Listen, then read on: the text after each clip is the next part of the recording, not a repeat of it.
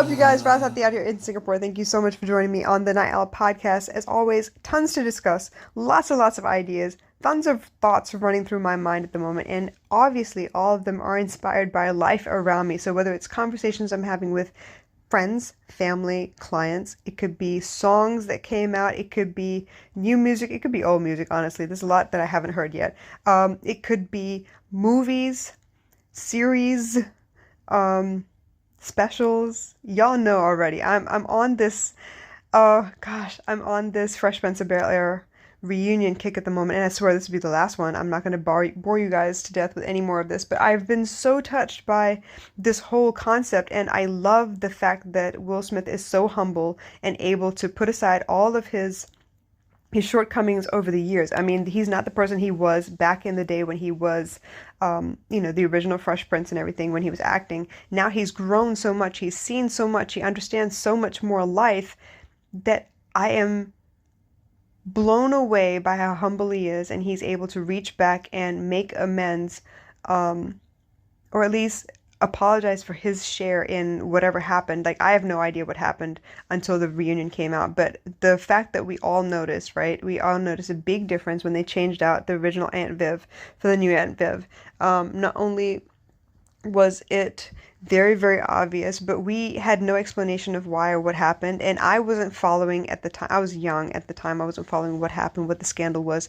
But when she came out and she told us exactly what had happened, and the fact that she had been going through so much on the back end, I had no idea. Like, I didn't stop to consider the fact that she would have been actually pregnant on set, right? Before Nikki was born.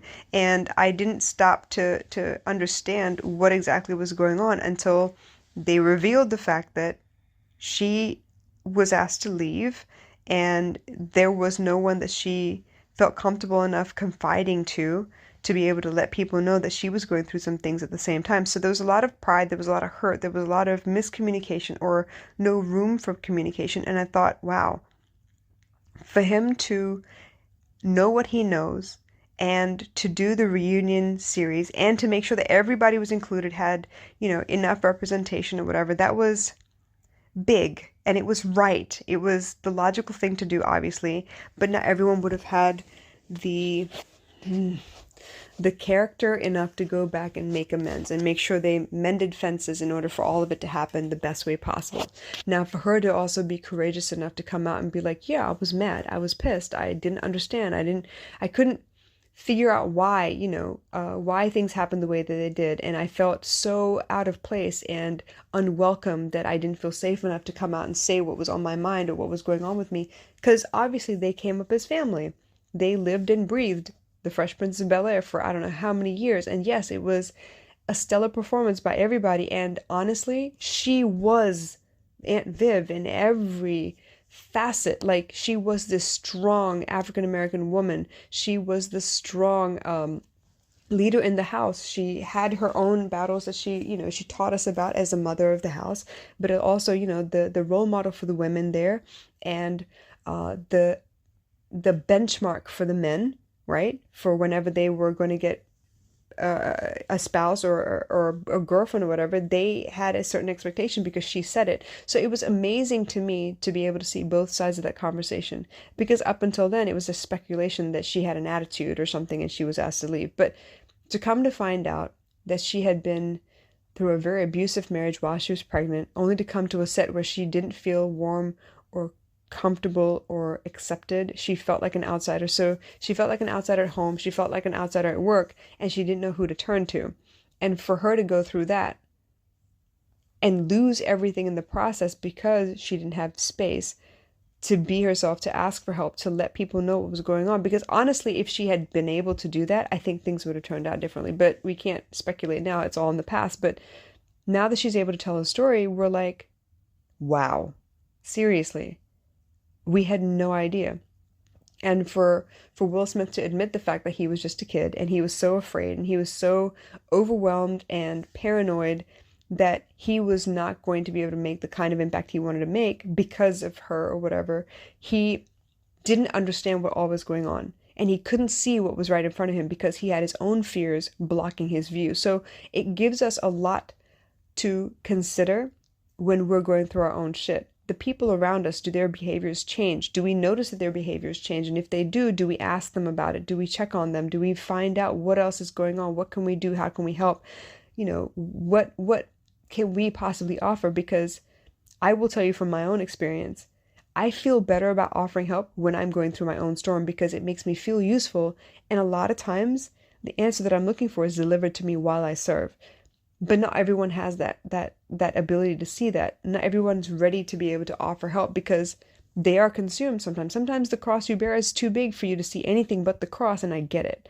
I've been in those positions too, but now as I grow older, I realize to put my burden down for a minute and pick up someone else's, it gives me a sense of humility. It gives me a sense of, wow, you know what? Everyone is going through their own storm. And if they can make it through, I can make it through. I can draw strength from other people. I can give strength to other people. And in our serving, I feel like so much heals and the burdens don't seem as bad. And we feel like we're not so alone all the time. And I think that's really important. So, for him to reach out to Janet and to squash to the public what had happened, for him to admit his guilt, for her to admit her guilt, for them both to really reconcile on screen, and then for her to come back to the reunion cast and sit down and speak to them for a little while, there was such healing in that. There was such healing to see her side of the story, to see how she interacted with everybody, to see everyone embrace her with, open arms and just kind of forgive everything and appreciate the moments that they shared, to appreciate the family that they had, that they'd built on set and off set because they lived and breathed that whole scenario for so many years. I think that was really, really helpful. And I think that if they could do it, considering everything that she had been through, the abusive marriage, the difficult pregnancy, having lost all of the potential income and to start from scratch all over again, and for her to admit, hey, I could have done things differently. And for him to admit, you know what, I should have done things differently too. If that can happen and they can come together and heal, there is no reason why you can't heal those difficult relationships you have within your family. If you were to hear their side of the story and how they see the world, and they were to hear your side of the story and how you see the world, there is so much that can be mended. There's so much that can be forgiven, or at least there could be some compassion given so that you don't judge each other so harshly. So often we expect the elders in our family to know better, but they're going through their own storms. We have no idea because we haven't reached that level of life yet. And so I feel like this was a great example of mending a bridge that was burned. Something that we didn't think that they could ever recover from, but they found a way. They recovered, they mended it, they made it better, they fixed it. And that was healing on worldwide television, an HBO special that showed the world that, you know what? Yes, our egos get in the way, and yes, our problems are big to us, but their problems are big to them too. And if they can come together and share their differing perspectives so the other person can suddenly realize, hey, he was just a kid, he didn't know any better, and hey, she was going through hell and she didn't say anything, and I didn't see the warning signs. I didn't see that she was in pain even though she stood in front of me every day. For them to admit that means there's plenty that we can learn from the difficult relationships in our lives, whether it's our parents, our spouse, maybe it's a cousin or a brother or a friend, whatever the case may be. There's plenty of room for compassion, y'all. We just got to sit and listen. We got to give them the space to speak. Without getting offended by the words they use, you give them a chance to speak, there's so much you could learn. And there's so much we could fix and heal. So if nothing else, please go watch the special. I think I've said it like 3 times in a row now. But even then, just know that there is hope to heal anything. If I can be good friends with my mother now, after everything that she and I have been through, I think there's hope for all of us. I didn't understand. I will never understand until she actually sits down and explains it to me. And bit by bit, it slowly came out, and now I understand because I am a mom too now. And I've been through a difficult marriage, and I've raised kids by myself, and I suddenly understand all the pressures she might have faced. And so I was able to ask the right questions and allow her the space to really be honest with me where I wasn't going to judge her. I had put down all of my pain to listen. And that's then that I realized she was in as much pain, if not more, because she felt like she was ruining my life, because I said as much. It was just that bad. So there is always a chance to heal. It takes two hands to clap. It takes two people to fight. It takes two people to mend a relationship. But it's possible, y'all. I've seen it in my own life. I've put it to work in my own life. I've helped so many people fix big rifts in their families. Because it's just not worth the energy it takes to keep the rift. I love you guys. I really, really want you guys to live a great, happy life. But that takes effort on your part. And it takes a little humility and compassion. It's possible. It's just going to take a little bit of what you're not used to doing. And you may have to be the one to start it before someone reciprocates. And they may never reciprocate, but you do it for you.